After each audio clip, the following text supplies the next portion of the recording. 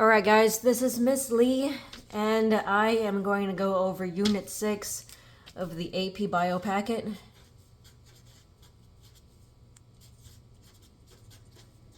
I've already emailed all the packets to everybody. We are going to start on page 6. The first 5 pages are going to be the vocabulary and the review questions, so page 6 is really where the material starts. Page 6 is where we begin talking about DNA and RNA structure. The main things that you're going to need to know from this page is that adenine equals the amount of thymine in DNA, and cytosine equals the amount of guanine in DNA. So A's equal T's. Let's see.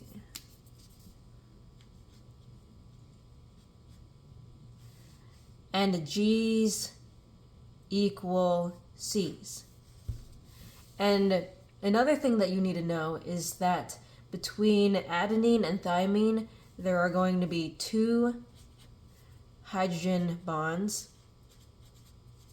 Meanwhile, between guanine and cytosine, there's going to be 3 hydrogen bonds.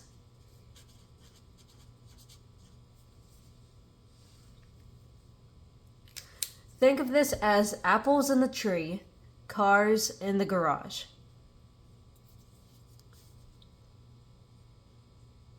The reason why the hydrogen bonds are significant is because if you have a DNA sequence and it reads A, T, T, A, G, C, A, T, then the other side is going to end up being T, A, T, C, G, T, A.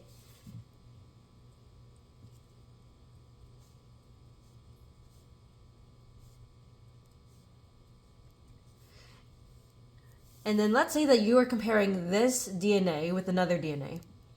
C, G, G, G, C, A, T, G. This will be a C, G, C, C, G, T, A, C. With the dots representing the hydrogen bonds.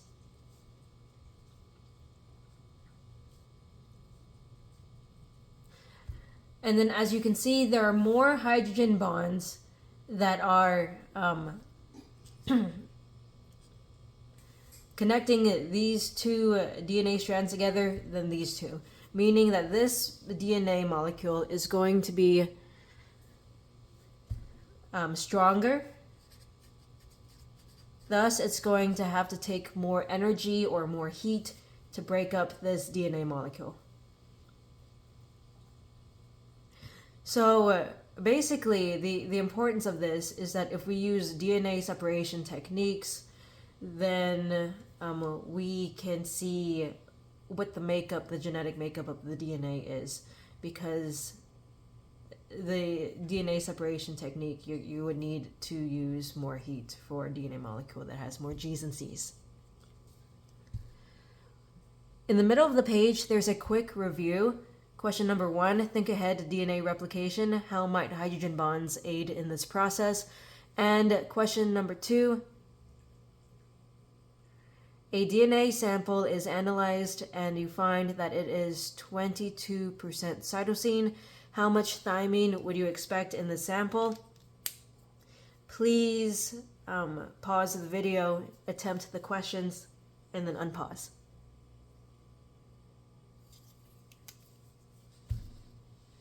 If you have unpaused the video, for question number 1, how might hydrogen bonds aid in this process? The whole point of DNA replication is that you take the DNA and you unwind it. So the point is we are unwinding the DNA. And the purpose of that, with these lines being the bases, is that we are exposing the DNA on each side to be able to undergo replication. So one strand will be made on this side, another strand will be made on that side. And this will be another DNA molecule. This will be a whole new DNA molecule. And to unwind the DNA and to break the DNA up into two sides, this side and this side, you're going to have to be able to do so easily because DNA replication happens very frequently. It happens every single time there is cell replication. So the point of the hydrogen bonds is that they are fairly weak bond. So H bonds are fairly weak. When you think about weak bonds versus strong bonds, what would be strong would be covalent bonds.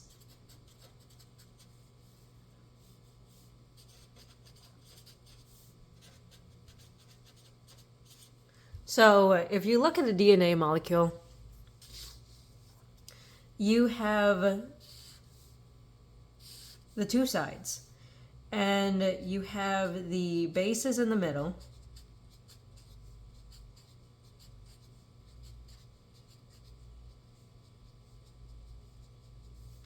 and you have the sugars, which for the most part will be represented with pentagons because they are pentose sugars, and pentose, the prefix means 5 sides. And then the phosphate group,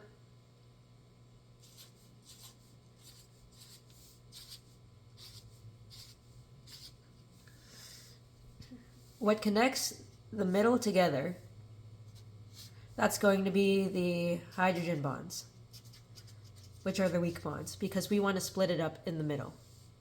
And then the nucleotide together, they're going to be attached to each other with the covalent bonds. So the circle, the pentagon, and the square, the phosphate sugar, and the phosphate sugar and the base, that's going to be the nucleotide. And the nucleotide is going to be held together by covalent bonds. And then each nucleotide will be held together into a strand by covalent bonds. So everything is a covalent bond except for the middle. The middle is going to be hydrogen bonds. In a DNA sample, you find that 22% is cytosine. How much thymine would you expect in the sample? So let's say that you have the A's, the T's, the G's, and the C's. You know that this is going to be 22%. If you add all of them up, it's going to be 100%. Basically, this is algebra. You know that G's and C's equal each other, so this has to be 22%. Meaning that the rest would be like this and this combined. That would be, let's say this is 44. What's 100 minus 44? Wait.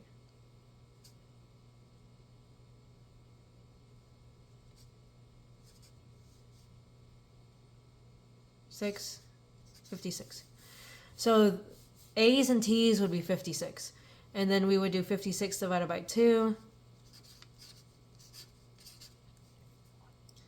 This is 2, 4, 8, 28.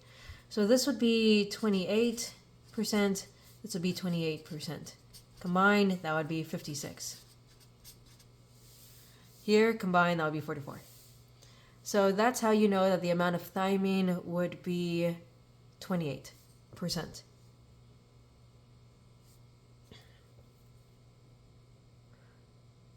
Another thing that is important to note is that when we are looking at the DNA, the strands are anti-parallel.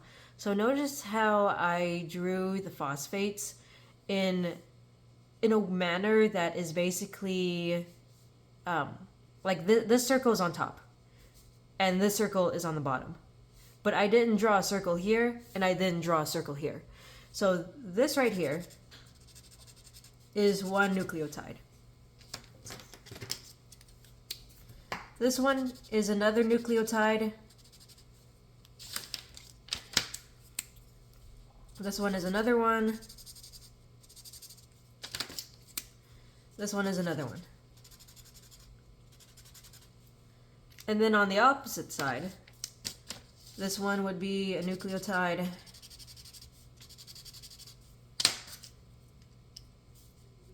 This one would be a nucleotide.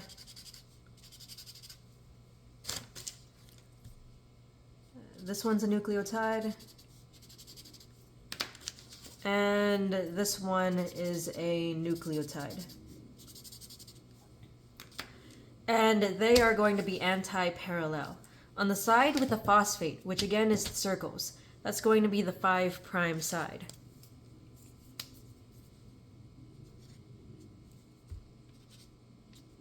And then the side without the phosphate, the other side, that's going to be the 3' side. So the way I remember it is 5' starts with an F sound, and phosphate starts with an F sound. So 5 for phosphate. The reason why they are anti-parallel is important because we read DNA from 5 to 3. So the DNA is in opposite directions, and that's going to be important when we talk about DNA replication, because the DNA, because they're read from 2 different directions on each side, they are going to be replicated from 2 different directions. The reason why one side is the 5 side and the other side is the 3 side, you don't have to know that, but I can tell you really quickly.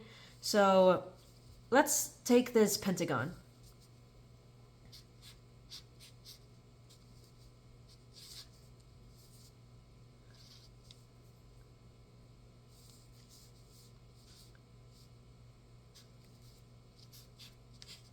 This right here would be the base. This would be the sugar. And this right here would be the phosphate.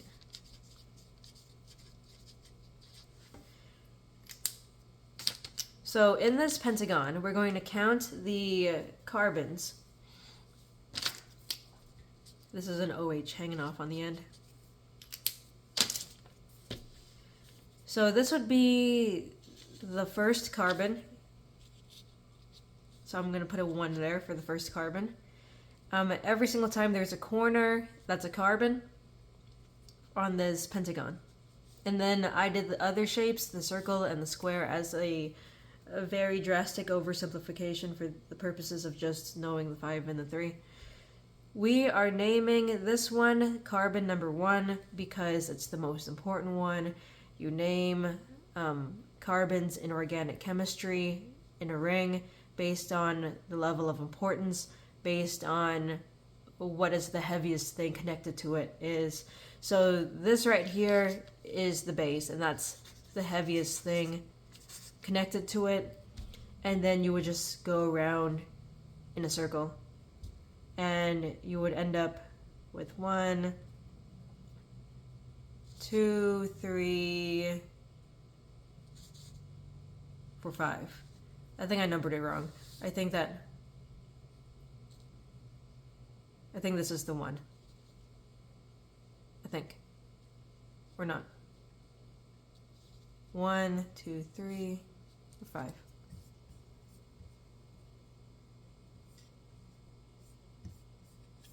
Let me check really quick.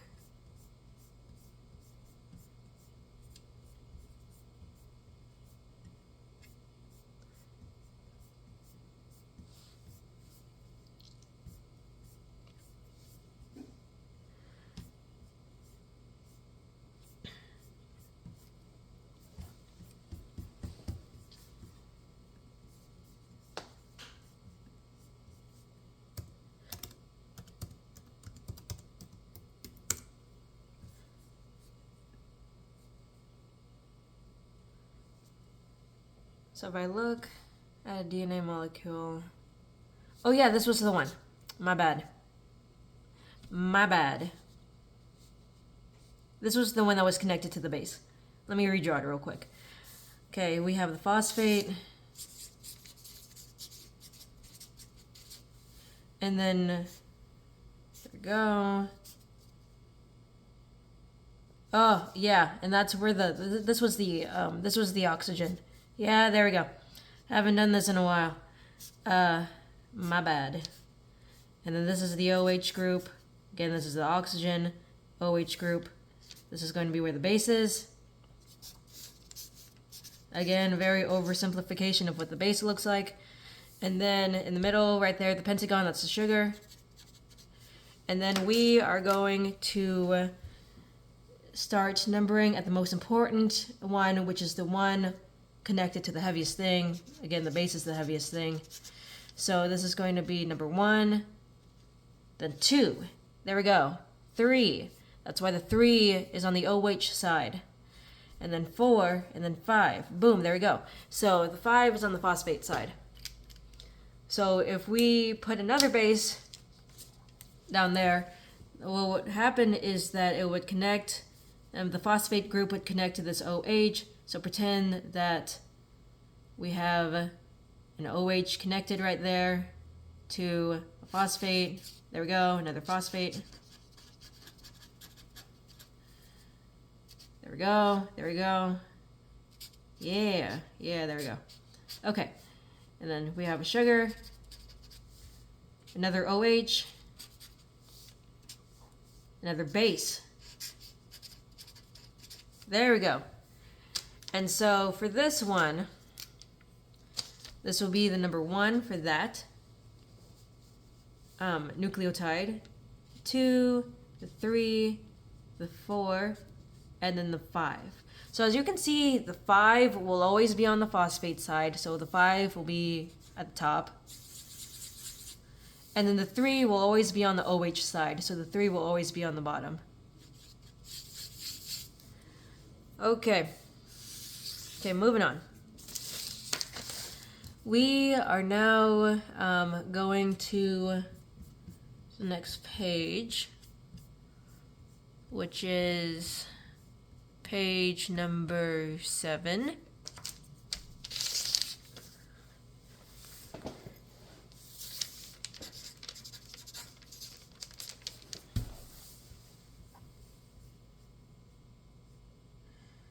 So the whole point of this is that DNA is very it's in every living thing, and it's very important to know because 1, it is evidence for common ancestry, meaning that we're all related to each other, and 2, because the information is the exact same with the A's, the T's, the G's, and the C's in every living thing. We can do a lot of studies. We can do a lot of research on how everything works. That's how bacteria can affect us. We can affect bacteria, things like that. We can do a lot of research with us and plants.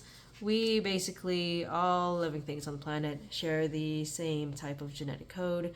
Therefore, we can do a lot of research. So, for example, we can give a mouse cancer, and then we can try to find the cure for cancer by curing the mouse, and then we can use that medication, modify it, and then use it for humans, things like that. With the eukaryotic cell DNA versus the prokaryotic cell DNA, the eukaryotic cell DNA is going to be linear, and there's going to be multiple of them. And in the prokaryotic cell DNA, there's just going to be one circle, just kind of like floating around in the middle of nowhere in the cell. So in bacterial DNA,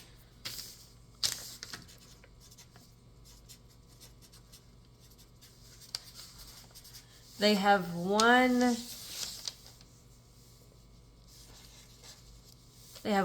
DNA circle. This is the one that belongs to the bacteria. the bacteria's DNA. It belongs to the bacteria. And then, as you can see in the picture at the bottom, there's like circles that are called plasmids. So these circles on the side, these are the plasmids.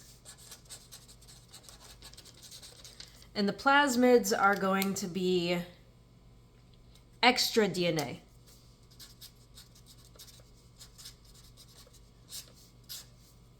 So the bacteria will take up extra DNA from the environment, for example. They're just floating around, like in the wilderness, in the universe, on a table, outside of the cell, outside of the bacteria, just floating around.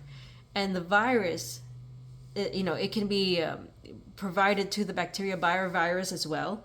So the origins of the plasmid, there are many origins. It could be transmitted by a virus. It could be outside in the environment. It could be bacteria to bacteria, meaning a bacteria presents it to this bacteria. There are several ways. And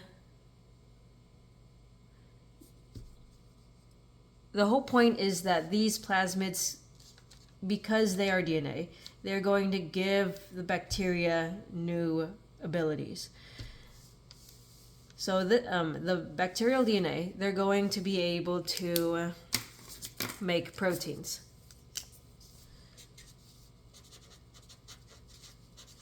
That are important for the bacteria to survive, live, whatever the case is. And then the plasmid DNA is also going to be able to make proteins. But they're going to make different proteins, new proteins. So the proteins that they can make, for example, would be like the ability to make spikes. So, for example, make spikes on the bacteria, which makes the bacteria more resilient to antibiotics. It could help make the bacteria make toxins or poisons, which make the bacteria more harmful. Maybe it makes protein that will increase the stealth of the bacteria to make the bacteria less able to be detected by somebody's immune system. So these plasmids, they are just extra DNA that could confer some kind of like superpowers, for example. And that's part of the reason why bacteria, they mutate so quickly and are very difficult to treat.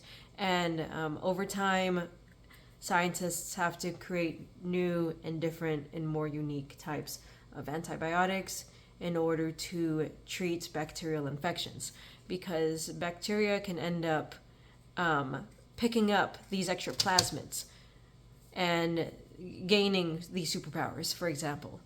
So let's say that you have a bacteria that has the superpowers.